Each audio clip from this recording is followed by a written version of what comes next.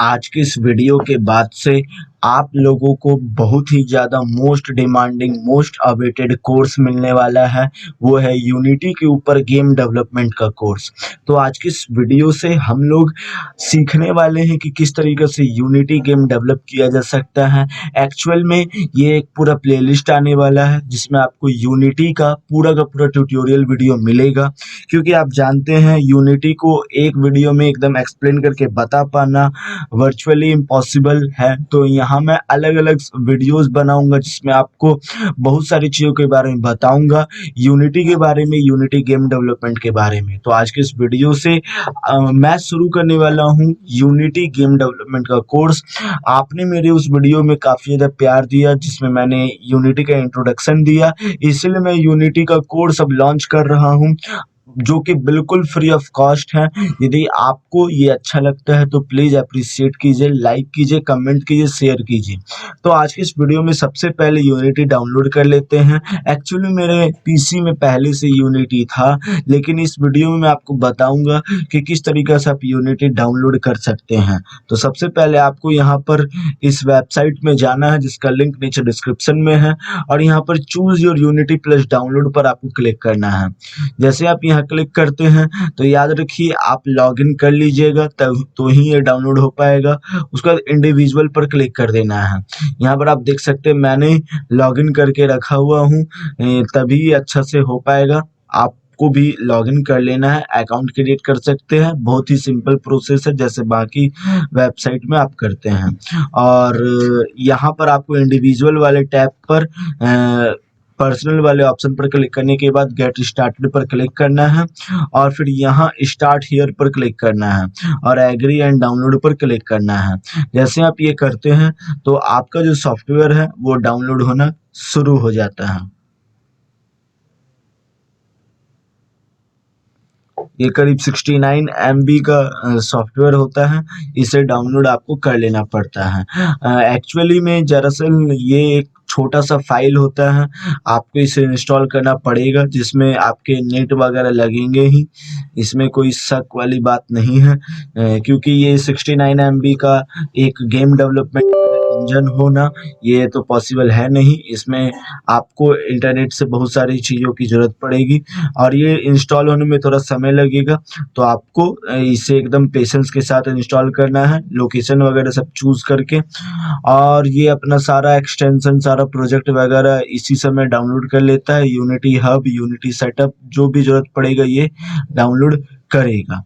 जैसे ही आप इसे डाउनलोड कर लेते हैं तो ये कुछ इस तरीक़ा का आपको इंटरफ़ेस दिखेगा। यहाँ पर आपको अलाउ एक्सेस पर क्लिक कर देना है क्योंकि ये विंडोज़ का है। अब यहाँ पर आप देख सकते हैं मैंने कुछ पहले मतलब बनाए थे बेसिकली प्रोजेक्ट्स, तो ये सारे प्रोजेक्ट हैं। मैं आपको शुरू से बताता हूँ कि आप किस तरीक़े से न्यू प्रोजेक्ट क्रिएट कर सकते हैं। तो यहाँ पर आपको न्यू पर क्लिक करना है।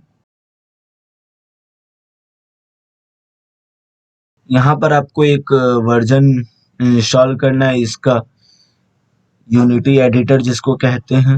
एक्चुअली में यूनिटी का एक छोटा-सा प्लेटफ़ॉर्म ही डाउनलोड हुआ है।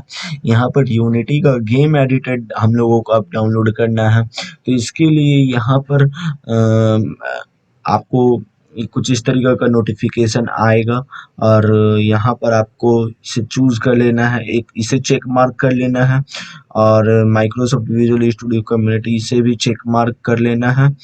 और फिर उसके बाद डॉक्यूमेंटेशन पर क्लिक करने के बाद यहाँ पर आपको इंस्टॉल पर क्लिक करना है और फिर उसके बाद येस पर क्लिक करना है। तो यूनिटी हब नाम का एक प्लेटफ़ॉर्म या फिर आपका एक गेम एडिटर डाउनलोड हो जाता है, जहाँ पर बेसिकली आप अपने सॉफ्टवेयर को मतलब क्रिएट कर सकते हैं, बना सकते हैं। देख सकते हैं यहाँ डाउनलोड हो रहा है, आप इसे आराम से डाउनलोड होने दीजिए। जैसे ही आप वहाँ इंस्टॉल पर क्लिक करते हैं तो आपका जो यूनिटी हब है या फिर कहे गेम डेवलपर एडिटर है, वो तमाम सारे सॉफ्टवेयर जो भी आप चेक मार्क किए रहते हैं उसको इंस्टॉल आपके सिस्टम पर करने के बाद यूनिटी हब आपके सिस्टम में इंस्टॉल हो जाता है और इंस्टॉल होने के बाद कुछ इस तरीके का दिखता है। अब यहाँ पर आपने पूरे अच्छे तरीके से अपने सिस्टम में यूनिटी को इंस्टॉल कर लिया है। अब यहाँ से हम लोग सीखने वाले हैं यूनिटी के कुछ ज़रूरी चीज़ों के बारे में कि किस तरीके से आप बेसिकली गेम बना सकते हैं। तो चलिए मैं इसे एकदम कट कर देता हूँ और फिर वापस से इसे ऑन करता हूँ।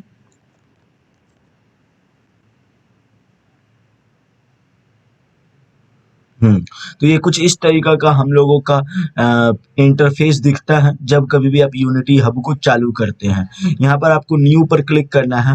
न्यू पर क्लिक करने के बाद आपको यहाँ पर अपना प्रोजेक्ट नेम चूज़ करना पड़ता है। यहाँ पर मैं आपको बता रहा हूँ कि आप किस तरीक़ा से न्यू प्रोजेक्ट क्रिएट कर सकते हैं। आप बस सिंपली यहाँ पर कोई भी न्यू प्रोजेक्ट चूज़ कर सकते हैं। जैसे मैं यहाँ पर न्यू प्रोजेक्ट के तौर पर लिख देता हूँ my first game and location आप अपने हिसाब से चूज कर सकते हैं और क्रिएट पर आप क्लिक कर सकते हैं और लेफ्ट हैंड साइड में आप वहां पर अलग अलग टेम्पलेट चूज कर सकते हैं कि आपको 2D गेम बनाना है या 3D गेम बनाना है, क्योंकि ये यूनिटी का यूज करके आप 2D 3D दोनों ही तरीका के गेम बना सकते हैं। तो चलिए without wasting a second of a moment अब मैं आपको बताता हूँ बेसिकली कि किस तरीका से आप बेसिकली इसका इंटरफेस को समझ सकते हैं और किस तरीका से आप इसका यूज करके गेम बना सकते हैं।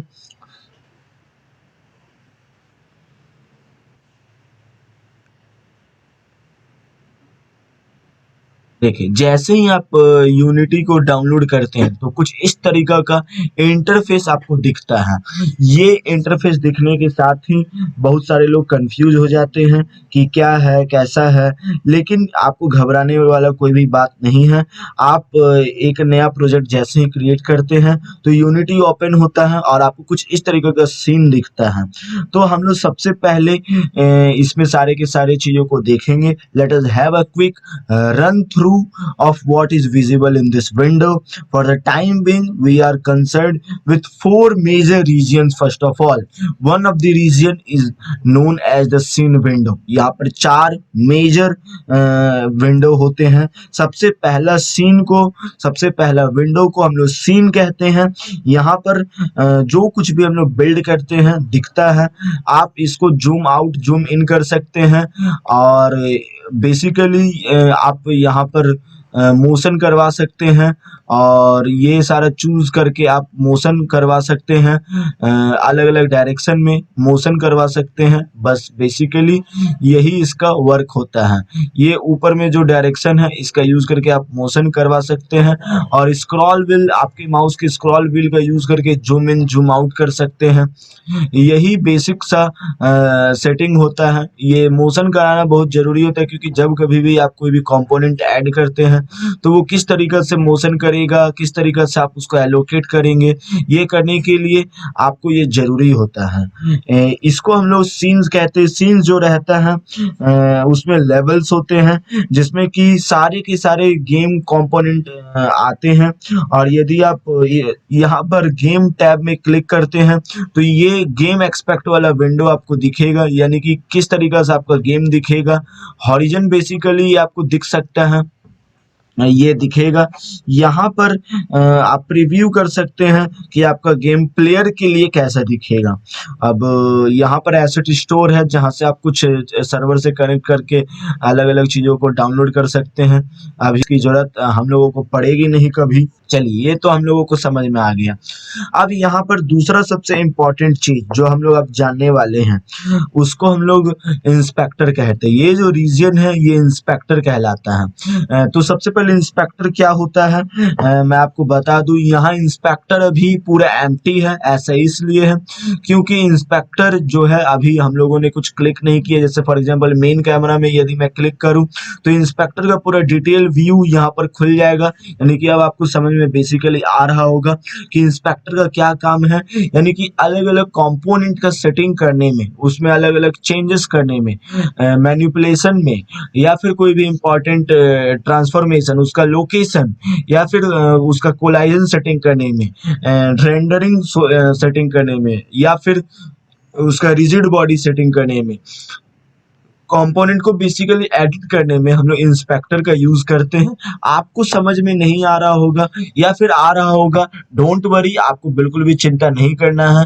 हम लोग अलग अलग प्रोजेक्ट पर वर्क करेंगे और अलग अलग चीजों को बनाकर देखेंगे, जिससे कि हम लोगों को रटने का जरूरत भी नहीं पड़ेगा और हम लोग प्रोजेक्ट पर वर्क करते करते बहुत सारी चीजों को समझ जाएंगे। लेकिन क्योंकि ये एक इंट्रोडक्शन वीडियो है, तो इसके लिए काफी ज्यादा जरूरी है कि हम लोग यूनिटी के बेसिकली इंटरफेस को समझ सकें, ताकि हम लोग पैनिक ना करें इसके इंटरफेस को देखने पर। बेसिकली हम लोगों को माइंड मैप बनाना है कि किस तरीका से यूनिटी काम करता है। तो इंस्पेक्टर बेसिकली आपको समझ में आया होगा। अब चलिए, ये वाले जो एलएचएस साइड को कहते हैं, इसको हायरार्की कहते हैं, या फिर सीन हायरार्की भी इसको कहा जाता है। ये ऐसा प्लेस होता है जहाँ पर बेसिकली सारे जो भी ऑब्जेक्ट्स आपने ओपन किया है वो सब यहाँ पर लिस्ट होंगे, और आप बेसिकली अलग अलग फाइल्स में अलग अलग चीजों को यहाँ पर आप शो कर सकते हैं। तो इसको हम लोग हायरार्की कहते हैं। ये 1 2 3, ये 3 विंडो आपको पता चला। अब आते हैं हम लोग बेसिकली इस विंडो के बारे में। नीचे में जो विंडो है उसको हम लोग प्रोजेक्ट एसेट्स कहते हैं। यहाँ पर जो कुछ भी आपने एसेट्स यूज किया है अपने करंट प्रोजेक्ट में, वो सब यहाँ पर स्टोर किए जाएंगे, रखे जाएंगे। जितने भी एक्सटर्नली इंपोर्टेड एसेट्स है, जैसे कि टेक्सचर्स, फॉन्ट्स, साउंड फाइल्स, या फिर कुछ भी वीडियो फाइल्स, ग्राफिक्स, जो कुछ भी आपने यूज करा है अपने गेम को डेवलप करने में, आपको एसेट्स स्टोर में दिखेंगे, प्रोजेक्ट एसेट्स में दिखेंगे। तो चलिए, ये चीज आपको समझ में आ गया। अब यहाँ पर यदि आपको लग रहा है कि इंस्पेक्टर शायद यहाँ रहना चाहिए, सीन यहाँ रहना चाहिए, या फिर कुछ भी, मतलब बेसिकली आपको लगता है कि अलग अलग चीज अलग अलग टैब बना कर रहे, एसेट स्टोर अलग अलग बना कर रहे हैं, तो आप उसको ड्रैग एंड ड्रॉप कर सकते हैं, कोई भी दिक्कत वाला बात नहीं है। बड़ा आसानी से, बड़ा ही इजी सेटिंग है, आप सब कुछ कर सकते हैं। तो देख सकते हैं हम लोगों ने पूरा उथल पुथल मचा दिया है। बेसिकली मैं आपको इसलिए ये बता रहा हूँ क्योंकि यदि आपको लग रहा है कि नहीं, इंस्पेक्टर मेरा यहाँ नहीं सही लगता है, यहाँ सही लगता है एलएचएस साइड में, तो डोंट वरी, आप एकदम कर सकते हैं। और अब आपको लग रहा है सीन वगैरह एक साथ आ गया, तो आप अलग अलग आ गया, तो आप घबराने वाला कोई बात नहीं है, आप सबको वापस से एक साथ भी कर सकते हैं। अब आपको लग रहा है नहीं, ये सही नहीं है, जो जैसे था वैसे ही सही है, तो आप यहाँ लेआउट, आरएचएस साइड में लेआउट पर क्लिक करने वाले डिफॉल्ट पर क्लिक कर दीजिए। तो जैसे जो भी डिफॉल्ट सेटिंग था, ये वापस से वैसा हो जाता है, without taking any second, wasting any second, ये वापस से वैसा हो जाता है। तो चलिए, ये बताने के बाद अब मैं बेसिकली आपको ये बताने वाला हूं कि आप किस तरीका से अपने सीन में कंपोनेंट ऐड कर सकते हैं। लेकिन उससे पहले मैं आपको बता दूं, ये जो कैमरा व्यू है, ये बताता है कि आप जब कभी भी प्रोजेक्ट ऐड करेंगे तो वो बेसिकली किस तरीके से शो होगा एज अ प्लेयर, ये बताता है कैमरा व्यू को। मतलब यही इसका काम रहता है। तो आप जैसे फॉर एग्जांपल के लिए जो कुछ भी आप ऐड करते हैं उसको गेम ऑब्जेक्ट कहते हैं, याद रखिएगा, या फिर कंपोनेंट भी कहते हैं। तो ये बेसिकली आपको समझ में आया होगा। अब यहाँ पर बेसिकली मैं एक 3D ऑब्जेक्ट ऐड करूंगा। मैं एक स्फीयर ऐड करता हूँ। ओके, आप देख सकते हैं हम लोगों ने एक स्फीयर को ऐड किया है। इसे थोड़ा जूम कर लेते हैं ताकि आपको दिखे। आप बेसिकली यहाँ पर जब आप क्लिक करते हैं तो आप बेसिकली रोटेट कर सकते हैं अलग अलग चीज़ों को। आप मतलब बेसिकली इसके अलग अलग डायमेंशन से आप चीज़ों को समझ सकते हैं, रोटेट कर सकते हैं। मैं आपको इसलिए बता रहा हूँ क्योंकि in order to make a perfect developer game, एक परफेक्ट गेम बनाने के लिए this is very important thing that I need to tell you. अब यहाँ पर ये तो समझ में आ गया आपको। अब यहाँ पर हम लोग बेसिकली जब यहाँ पर क्लिक करते हैं तो यहाँ पर चूज करने के बाद बेसिकली हम लोग अप डाउन चीजों को कर सकते हैं। जो भी आपने चूज किया है आप ये कर सकते हैं, और यहाँ पर क्लिक करने के बाद आप बेसिकली ये चीजों को left to right, right to left move out कर सकते हैं। तो ये बेसिकली हम लोगों को जानना था। और यहाँ पर जब आप बीच पे क्लिक करते तो आपको ग्रिडल सिस्टम पर सारी चीजें दिख जाती हैं। तो ये जानना बेसिकली आप लोगों के लिए काफी ज्यादा जरूरी था। तो चलिए अभी यहाँ पर चार चीजों के बारे में बेसिकली मैं आपको और बताना चाहूंगा इस इंट्रोडक्शन वीडियो में। और अगले वीडियो से हम लोग अलग अलग प्रोजेक्ट पर वर्क करेंगे, छोटे छोटे प्रोजेक्ट पर वर्क करेंगे, चीजों को रटेंगे नहीं, प्रोजेक्ट पर वर्क करना ही किसी प्रोग्रामिंग लैंग्वेज या किसी भी चीज को समझना सबसे अच्छा होता है। आप बेसिकली नोट्स भी बना सकते हो जो आपको इम्पोर्टेंट लगे। अब यहाँ पर जब आप इस वाले ऑप्शन पर क्लिक करते हैं, इस वाले ऑप्शन को हम लोग रोटेट टूल कहते हैं। तो आप चीजों को बेसिकली रोटेट कर सकते हैं कि वो मतलब आपका जो प्रोजेक्ट है या फिर आपने जो भी चूज किया है वो किस तरीके से रोटेट करेगा। यानी कि मतलब बेसिकली रोटेट करने के लिए आप इस सेटिंग का यूज कर सकते हैं।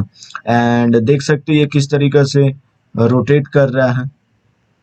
एंड इस सेटिंग का यूज करके स्केल अप कर सकते हैं, यानी कि आपको लग रहा है कि नहीं ये थोड़ा बड़ा थोड़ा लंबा बनना चाहिए तो आप इसको ऐसे करके थोड़ा मतलब वाइड कर सकते हैं।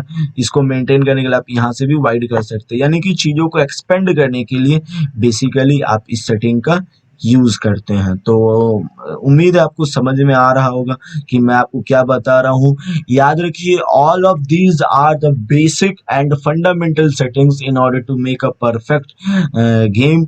आपको इन सारी चीजों को समझना काफी ज़्यादा जरूरी है। If you will not able to do this then how can you develop such a game like Free Fire and any something game that can be prepared by Unity also. Whatever you are thinking about the game can be prepared by using Unity. First of all, you have to know about the basic fundamentalities of this Unity game engine. Otherwise, you will not be able to perform any special task. तो आपको basically चीजों को समझना होगा, फंडा clear करना होगा। तो इसका यूज करके बेसिकली आप चीजों को वाइड कर सकते हैं। तो अब तीसरा चीज हम लोगों को समझना है रेक्ट टूल। रेक्ट टूल क्या होता है? रेक्ट टूल का यूज करके बेसिकली हम लोग मतलब किसी भी एक डायरेक्शन से उसको रेक्ट कर सकते हैं। रेक्ट यानी रेक्टेंगुलर शेप में हम लोग उसको कन्वर्ट कर सकते हैं किसी भी एक डायरेक्शन से, फिर चाहे वो ये हो या फिर कहीं भी हो। मतलब एक बेसिकली पैरेललोग्राम या फिर रेक्टेंगल की तरह आप उसको शेप आउट कर सकते हैं। इसको हम लोग रेक्ट टूल कहते हैं। तो उम्मीद है आपको ये सारी चीजें समझ में आया होगा। और भी बहुत सारी चीजें इसमें बताना, और ये सेटिंग का यूज करके ये मैंने पहले ही बताया था, आप एक side to another side move out कर सकते हैं। तो ये चार बेसिक सेटिंग है, आपको बहुत ही इंपॉर्टेंट है चीजों को समझना, क्योंकि ये चार सेटिंग जब कभी भी आप गेम बनाएंगे यू विल एक्सपीरियंस कि आपको ये चार सेटिंग बहुत ही फ्रिक्वेंटली यूज करने पड़ेंगे। तो इसके लिए एक शॉर्टकट की भी है यूनिटी में, उसका नाम है WERTY। यानी कि बेसिकली आप WERTY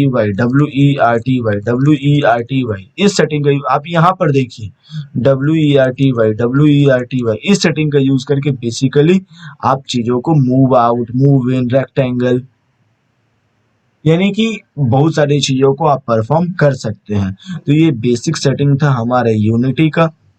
और भी बहुत कुछ है बताने के लिए, यहाँ पर मैं आपको बताता हूँ इंस्पेक्टर के बारे में भी कुछ डिटेल मैं आपको दे देता हूँ, क्योंकि वीडियो बड़ा बन रहा है तो मैं अलग अलग पार्ट्स में इसको बनाने का सोचा हूँ, लेकिन इंस्पेक्टर के बारे में भी कुछ इन्फॉर्मेशन आपको दे ही देता हूँ। देखिए इंस्पेक्टर बेसिकली यहाँ पर ट्रांसफॉर्म में तो आप बेसिकली इसके लोकेशन को X axis, Y axis, Z axis में चूज कर सकते हैं। आपको मालूम है कि 3 डायमेंशनल में 3 एक्सिस होते हैं, एक्स वाई और जेड, और 2D में 2 डायरेक्शन होते हैं, एक्स और वाई। ये तो आपको बेसिकली मालूम होगा ही। मैश रेंडरर में आप रेंडरिंग सेटिंग कर सकते हैं, यानी कि जब आप कभी भी इसको रेंडर करेंगे, सेव करेंगे तो उसमें क्या क्या सेटिंग होगा। और उसके बाद कोलाइडर में ये बहुत इंपॉर्टेंट सेटिंग है। कोलाइडर में चेक मार्क करना मतलब कि एक्चुअल कोलाइजन बाउंड्री आपको दिखेगा। कोलाइजन आप जानते क्या होता है, जब कभी भी दो ऑब्जेक्ट टकराएंगे तो ये बेसिकली उसको बताते हैं कि कोलाइजन है, एक्चुअल बाउंड्री है, यानी कि दो ऑब्जेक्ट के बीच में कोलाइजन हो सकता है।